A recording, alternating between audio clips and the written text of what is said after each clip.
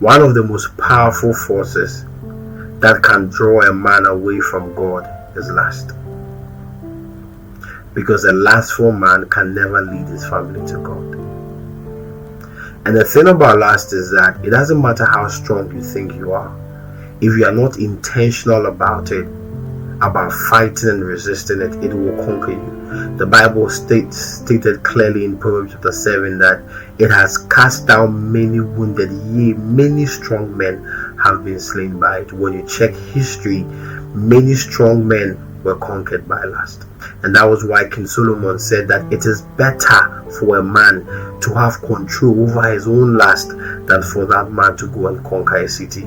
Because if you conquer a city and you don't have control over your own appetite, you will fall on the laps of a woman. A man who is led by lust, a man who is distracted by other women, will teach his daughters not to trust in men.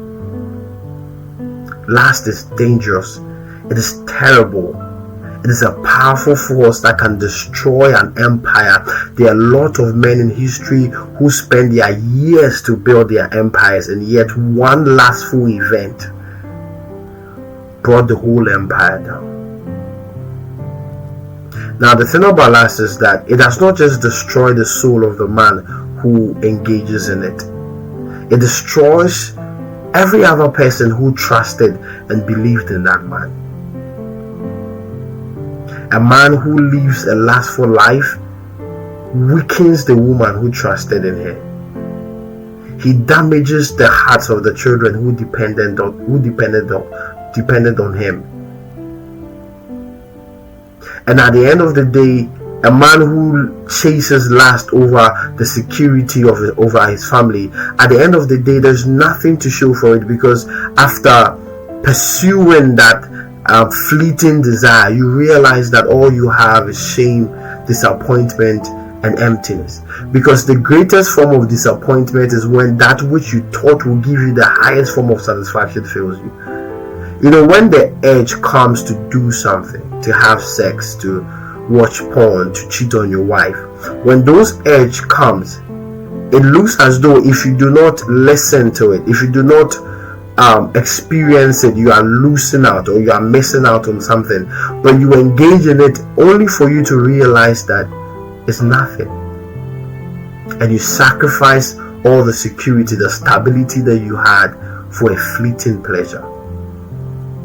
As young men coming up, we must build a defense mechanism to resist lust and to fight it, and not to be slaves of lust.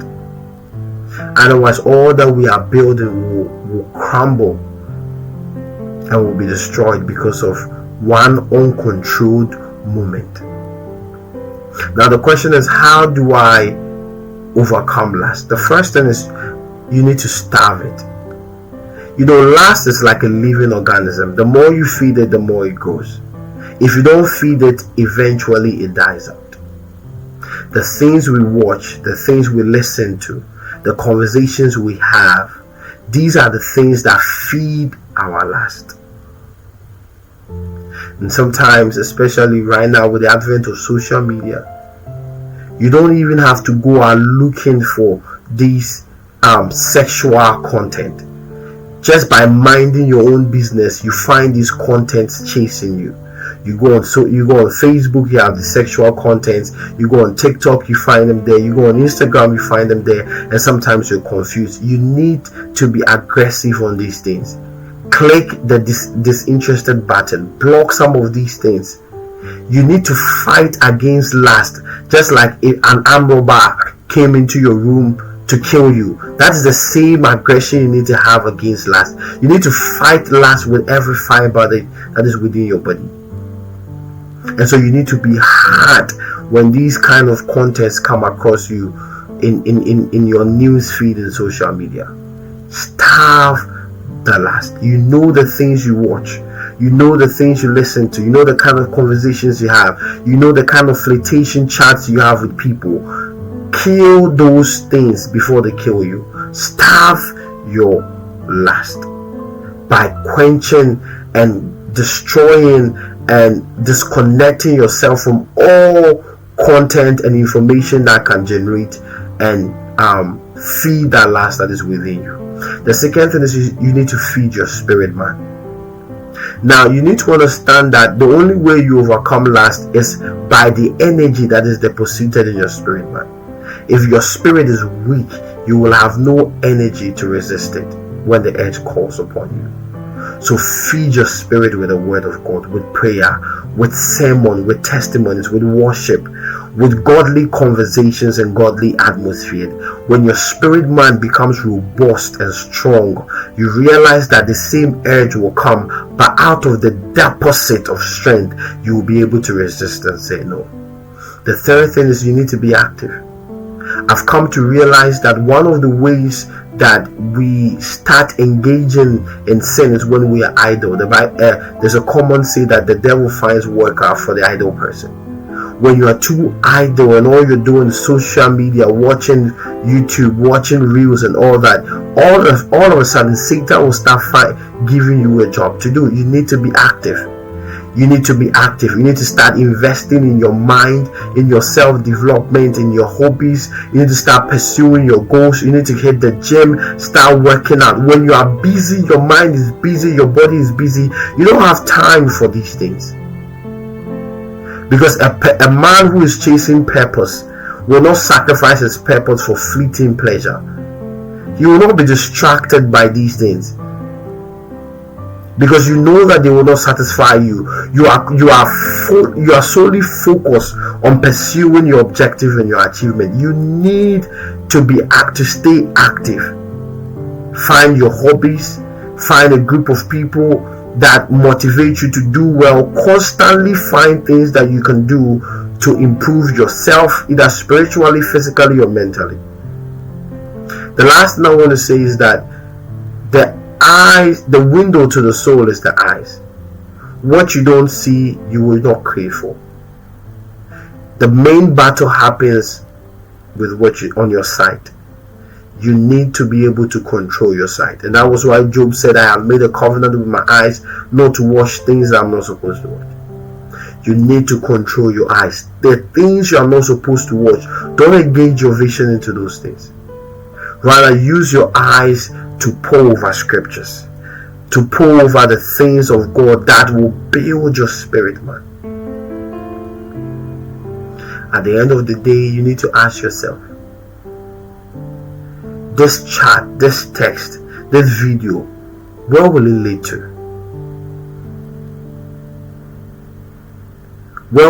If I continue this habit, where will I be in the next 5 years? If you're a married man, is this fleeting pleasure worth destroying your family? Is it worth breaking the heart of the woman who has put his trust in you? Is it worth breaking the heart of the children who depend on you? Because when you engage in lust, you don't just destroy your soul. You destroy and you break the heart of all the people who trusted in you. You weaken the woman who put her confidence in you. You need to constantly ask yourself this question: is it worth it? I'll end with this story. There's a story of a couple who lived in the countryside in France, and the man was a businessman, so he constantly traveled. The woman was a housewife. She always wanted to travel. She always imagined the nightlife in Paris. One time her husband was traveling into Paris, and she asked him if she could join. The husband said yes.